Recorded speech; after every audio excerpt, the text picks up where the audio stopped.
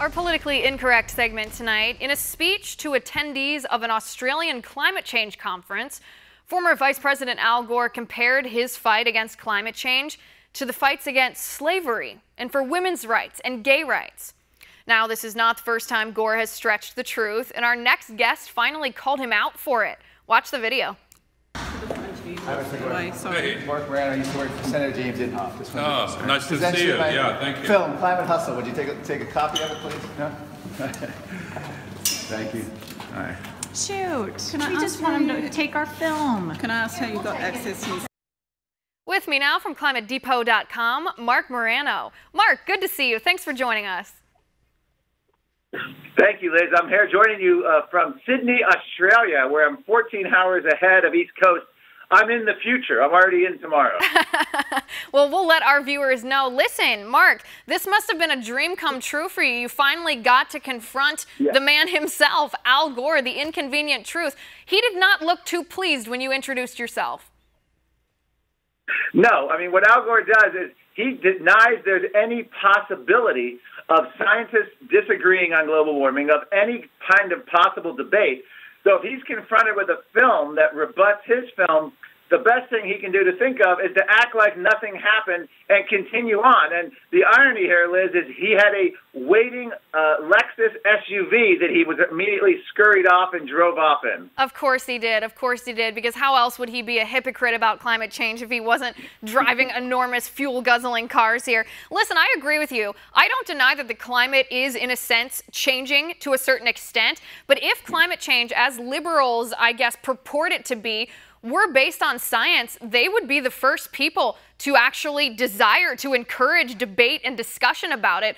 But as it is right now, if anybody in the scientific community dares to question their conclusions, they're ostracized and they're silenced. That to me is totalitarianism, not science.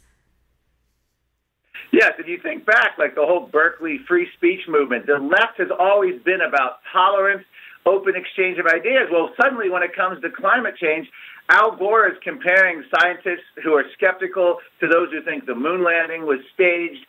They're comparing them to people who believe the Earth was flat.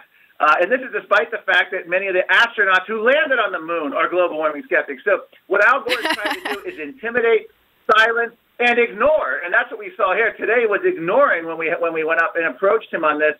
And by the way, he literally has been challenged to debates by many prominent figures, including Lord Christopher Monckton, a former advisor to Margaret Thatcher, by statistician Bjorn Lomborg. And Gore has not only not done the debates, he doesn't even respond to the challenges to debate anyone on this issue. Right. I guess his next film should be called Ignorance is Bliss, not an inconvenient sequel here. Speaking of ridiculous comparisons, though, I mean, in this speech, in Australia, he compared the fight against climate change to some of the great moral causes in our history, including the abolition of slavery in America and women's rights and gay rights. I mean, I find that to be a disrespectful comparison, to be honest.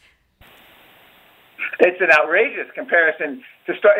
First of all, it's very self-inflating. He considers himself the leader of the climate change movement, which means he considers himself essentially the leader of the free slave movement, the leader of every great cause ever. He's inflating his own head by comparing it to all these previous noble causes, and he's turned himself into the planet saver. So it's very convenient for him. It's very outrageous, though, because what he's basically saying is this is a mob protection racket. His whole speech in Sydney was, unless we listen to him, and he's already worth $500 million. He's already asking for more money for his group. He's already asking that we pay the United Nations, the most expensive treaty in world history, $100 trillion. Unless we pay all this money to the UN and him, we are going to be faced with bad weather, with storms, with flooded homes, with tornadoes, with hurricanes. In other words, only Al Gore and the United Nations can protect us. If we don't pay up, they can't protect us from this bad weather. This is the old mob protection racket. You know, you got to pay the mobsters or they destroy your store in the city. And this is what they're doing. And it's scientifically invalid. His whole film was anecdotal weather evidence totally ignoring the actual data, which shows that extreme weather is actually declining, not increasing. Right. He sounds to me that, I mean, that monetary type of talk, it sounds to me like a cult leader, like he's trying to scare people into giving his money. I mean, it's not based off of science. If it were, I wouldn't sit here and be skeptical about it, but it's simply not. The other thing that's so sketchy to me, Mark, is at this summit in Australia, he gave this speech. If he truly considers himself to be one of the great moral warriors of our time, why did he embargo anyone recording what he's saying? I mean, why wasn't he encouraging everyone to pull out their smartphones, to record, to tweet, to share, to get the word out? Why would he hide what he's saying? Well, it's a very simple reason. When his first film came out, there were 100-page plus reports on all the errors, scientific omissions, and outright falsehoods in it.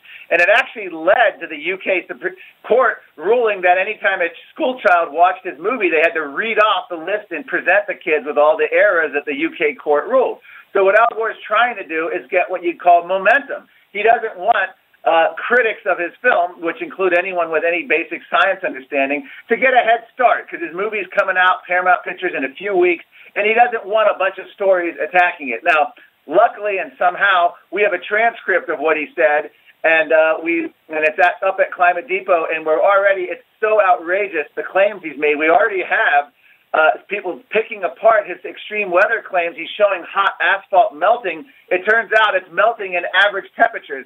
He's claiming that global warming is causing trucks to sink in the road. The problem with that is the temperature wasn't very high. It was normally at a normal temperature. It was the asphalt that was mixed bad. So we've already starting to catch him in just outrageous claims. Right, and I'm still stuck on the two words you just used, luckily and somehow. You got the transcript. Yeah, Mark, that's real mysterious.